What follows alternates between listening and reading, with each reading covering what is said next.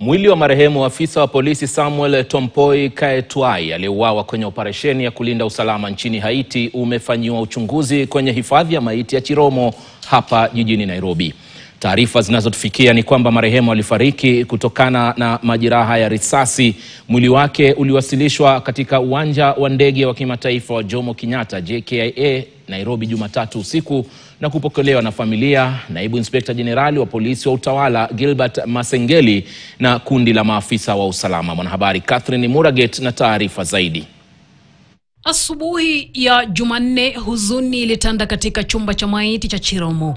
Familia ya marehemu Samuel Tompoi Kaetuai ikisubiri kwa hamu na gamu matokeo ya upasuaji wa maiti ya mwana wao, na ghafla bin vu shughuli hiyo ikakamilika.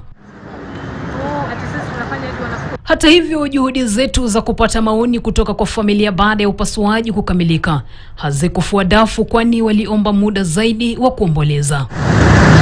Mwili wa afisa huyu uliwasilishwa nchini siku ya Jumatatu jioni baada ya kusubiriwa kwa wiki mbili.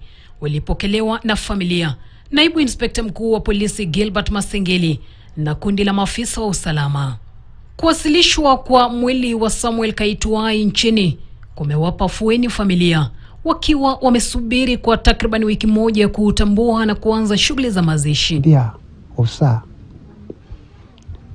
elteni kama akati ninarudi lete akati nalete kijana Kenya nimuite mimi awane mtoto kama ni yangu.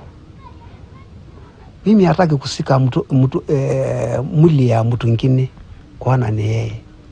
Mimi naritika alafu nalete nyumbani alafu nalalisha yeye mzuri.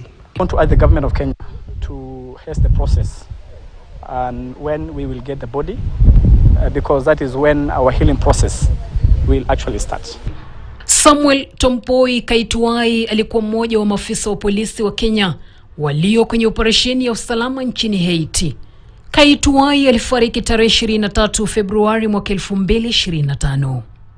Catherine Muraget, KTN, Nairobi.